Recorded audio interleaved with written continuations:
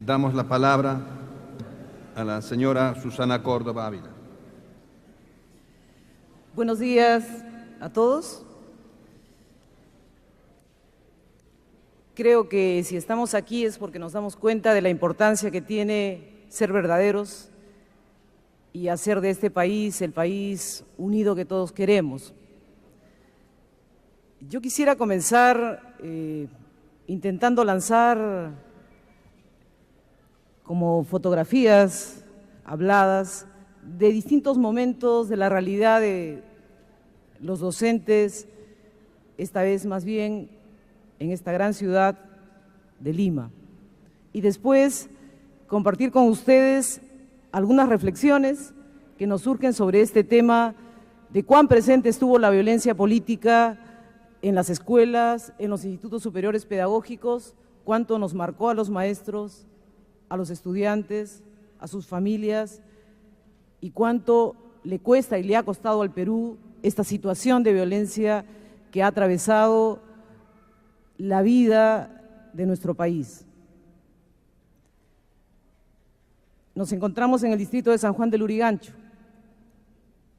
No voy a mencionar nombres. Existen aquí asentamientos humanos donde docentes fueron asesinados. Aulas de clase donde los docentes debían desarrollar determinado tipo de temáticas que avalaran la lucha armada, porque eran observados a su vez por otros docentes que se encargarían de decir si cumplían o no. Estudiantes repartiendo propaganda que difundiera las ideas violentistas. Del otro lado del río, hacia la carretera central,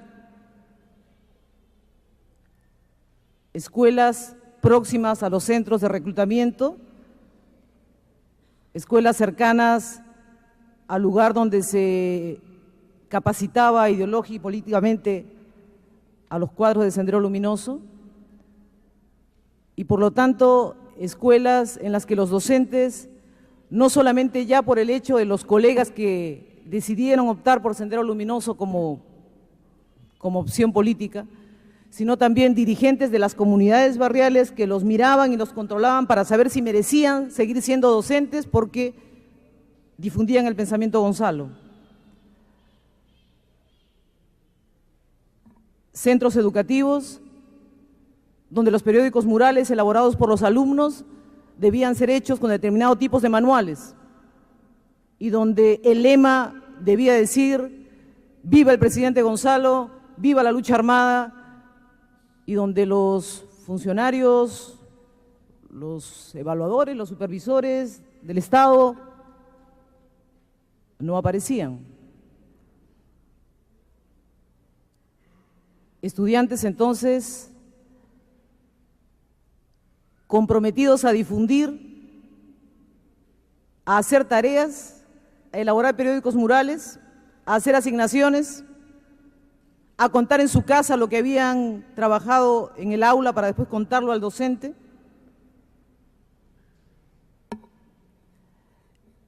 Gran unidad escolar en el centro de Lima, inmenso colegio, 5 SUTEPs, por supuesto uno de Sendero Luminoso, o con su ideología, magisterio desarticulado totalmente, década de los 80, conflictos permanentes, pelea por la dirección, pelea también por la renovación pedagógica, pelea también por saber si lo central del proceso educativo y del servicio educativo debían ser los estudiantes. Cuadros de Sendero haciendo una tarea proselitista día a día, persecución diaria, distribución de las actividades de socorro popular, convocatoria de reuniones en domicilios, averiguan la dirección de tu casa y aparecen en ella.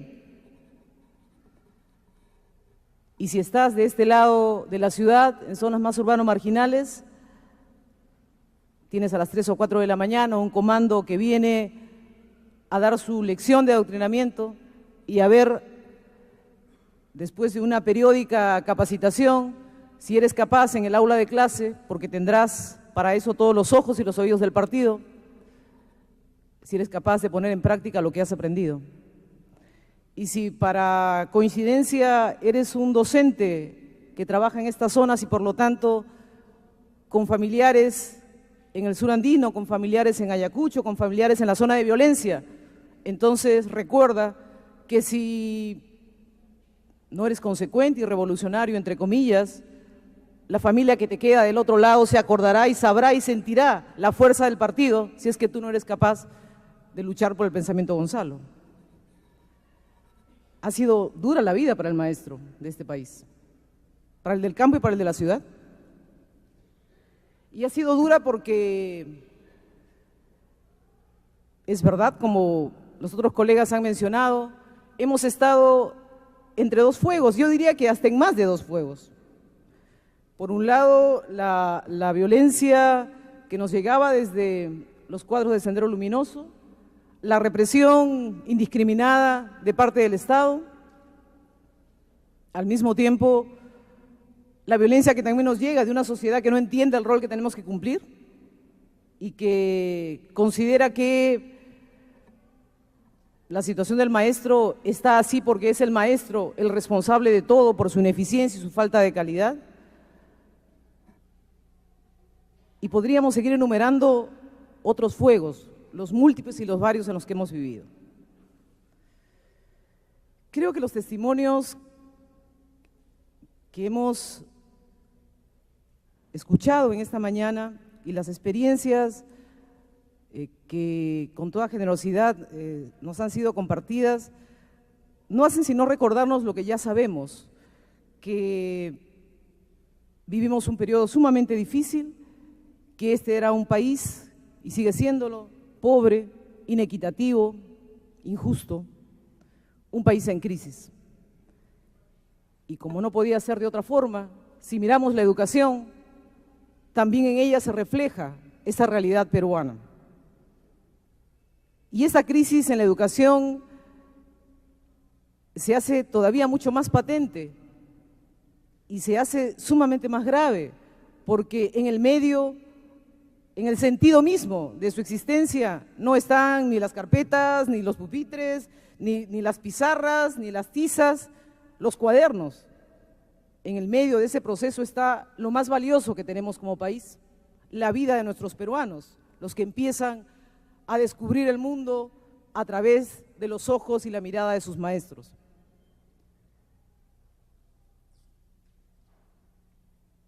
Y por la experiencia que tenemos, pensamos que las propuestas educativas del Ministerio de Educación y de Sendero Luminoso encontraron coincidencia en las escuelas. Y encontraron coincidencia por muchas razones. Mis colegas aquí presentes podrían quizá enumerar conmigo una serie de temas que son parte de nuestro quehacer cotidiano y podríamos descubrir cómo una y otra estrategia, por llamarle de alguna forma, se iban retroalimentando o encontraban un terreno propicio para existir y para coexistir. Si nos preguntamos por el proyecto educativo nacional con el que cuenta el Perú, diremos que no existe. Y diremos que hay algunas buenas ideas en camino, pero nada que haya permitido orientar con objetivos claros, precisos y sobre todo permanentes los destinos de la educación. Ahora que caía en un terreno favorable, el Estado, el Ministerio, ¿qué tipo de directivas te da? ¿Qué tipo de ventajas tienes tú para realizar tu labor? ¿Es posible hacer un proyecto educativo nacional que logre desarrollo cuando tenemos el gobierno que tenemos, etcétera, etcétera? Y podríamos seguir formulándonos preguntas.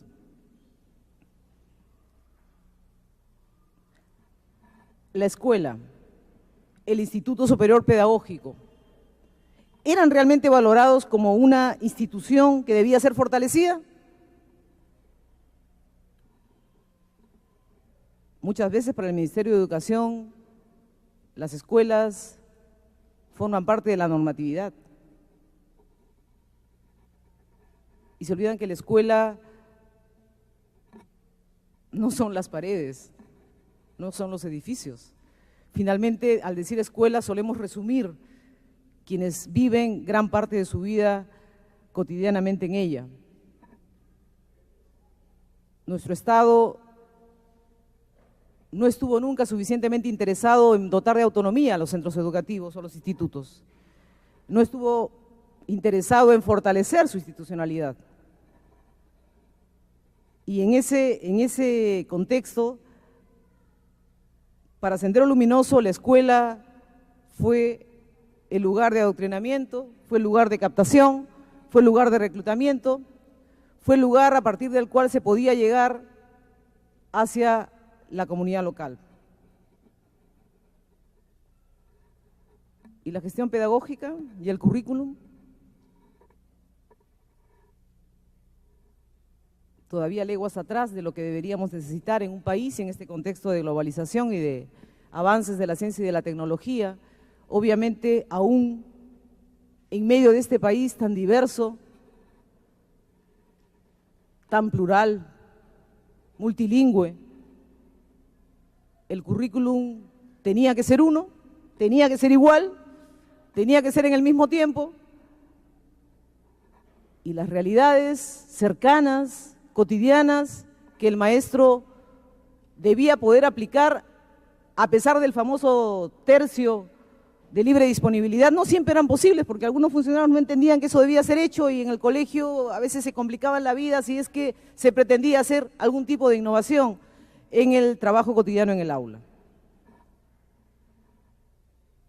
Bueno, en ese vacío, Sendero tuvo su currículum, lo estructuró, lo difundió y en muchos lugares le funcionó. Y por eso es que no sería difícil ir en busca de algunos cuadernos y de algunas, incluso hasta unidades elaboradas para observar allí los contenidos que podían darse.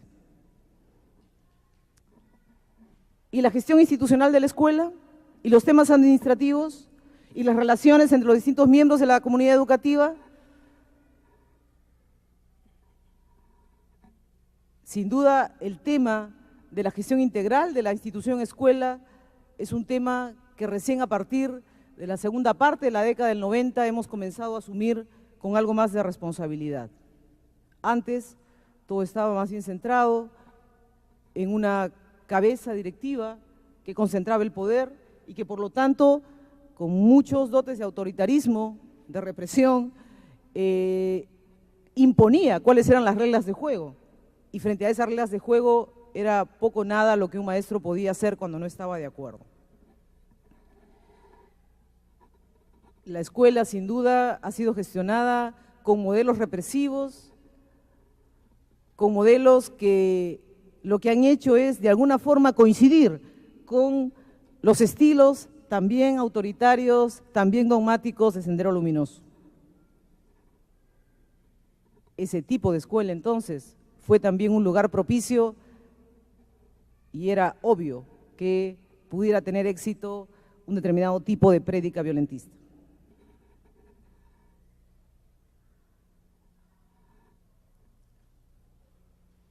¿Qué tipo de relaciones con la comunidad solía tener la escuela, en el campo o en la ciudad? Muchas veces han estado limitadas al mero trámite de la infraestructura, de las construcciones, etcétera, y las relaciones que debían establecerse de manera más cercana entre docentes y la misma comunidad para preocuparse integralmente por todo el proceso de enseñanza-aprendizaje no se producían. En eso Sendero fue hábil. Sendero sumó la comunidad local a la escuela y la escuela a la comunidad. Y entonces, en muchos lugares, los mejores difusores de sus políticas eran los docentes. Eso ha ocurrido. ¿Y la organización sindical? Una y al mismo tiempo variada.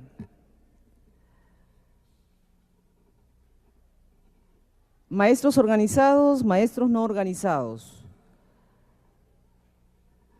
¿Qué pasa con ese docente de aula, ese docente de un instituto que no está organizado? Que estima que las organizaciones que lo rodean no representan necesariamente y de manera total sus expectativas y sus anhelos de ser maestro. o de trabajar la educación de una u otra manera, según su sabio entender. Debemos reconocer sin duda que el SUTEP, cuyo secretario general está aquí presente, y como él ha reseñado ya, tuvo una lucha, tuvo un esfuerzo, puso sus mejores propósitos para lograr que arremetidas que optaban por capturar las dirigencias no avanzaran. Logró lo mismo en el caso del manejo de temas violentistas en los currículums. Logró lo mismo en el caso de actividades que a veces se realizaban en las escuelas donde existían sindicatos y todo el mundo sabía por dónde iban y por dónde venían esas actividades. Logró lo mismo o se preguntó si el rol del maestro era solo el rol sindical o era también el rol de aquel que promueve el desarrollo en la comunidad y de aquel que se preocupa no solamente por el tema salarial.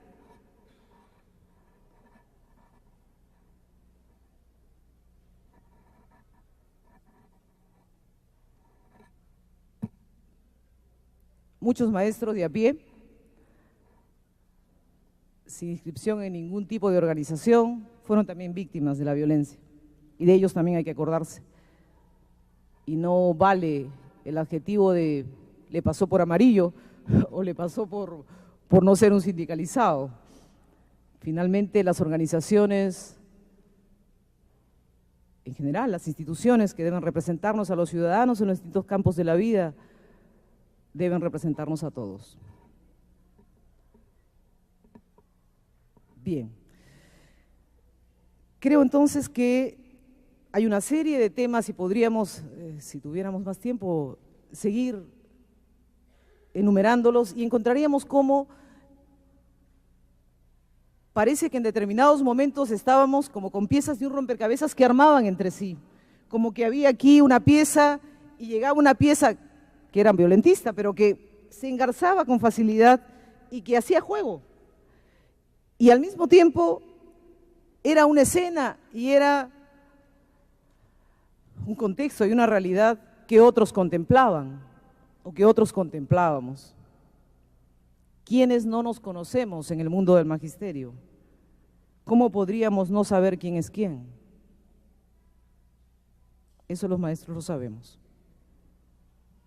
Entonces, quizá esperamos demasiado, quizá confiamos en que esa debía ser una tarea asumida de mejor manera por el Estado, quizá también tuvimos temor por nuestras familias, quizá también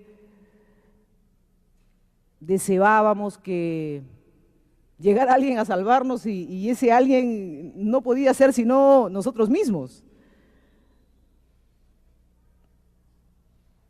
En todo caso, para ir terminando, las estrategias que desde el Estado se intentaron implementar en los colegios para luchar contra la subversión, obviamente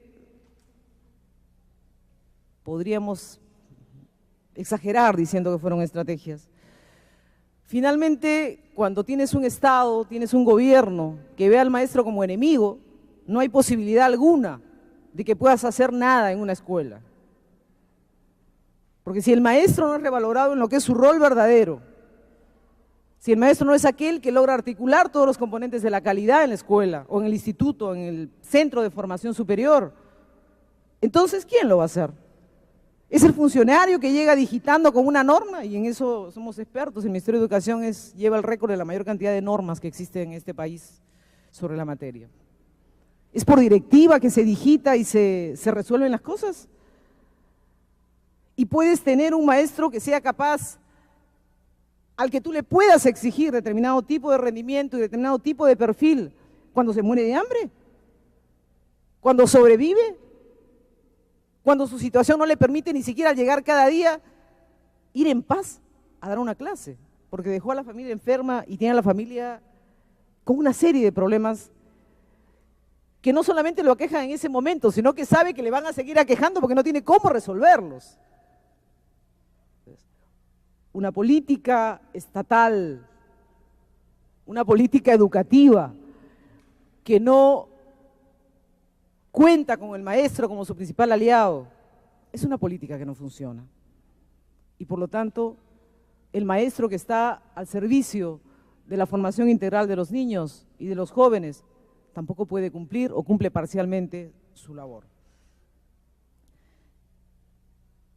Quisiera decir, antes de concluir, que sin embargo, y eso será materia del bloque siguiente, en medio de estos fuegos diversos en los que hemos vivido, muchos de los que están aquí y de los que no están, han ido construyendo propuestas desde la sociedad civil, desde distintas instituciones, para demostrar que aún en medio de la pobreza de este país se puede hacer educación con calidad y con equidad y se puede apostar por una educación integral de los niños y de los jóvenes.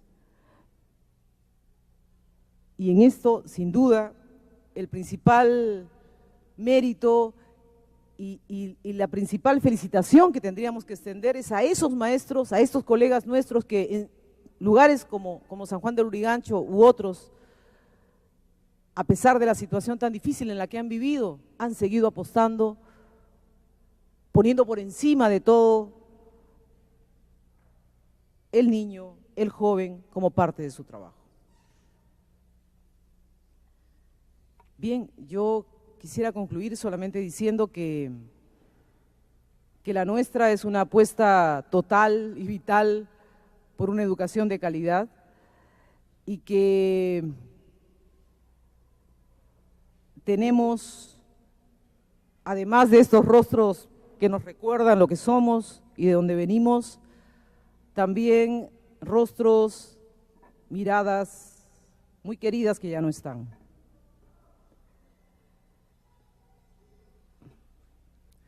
Que podamos volver a mirarnos a los ojos, los peruanos, con ojos limpios y con ojos de esperanza. Depende de quienes están en esta mesa que nos ayudan, pero depende también de cada uno de nosotros. Gracias. Tanto al señor Nilber López como a la señora Susana Córdoba por las intervenciones tan valiosas. Con esto damos por terminado el primer bloque. Haremos un paréntesis de 20 minutos, una recesión, para luego continuar. Gracias.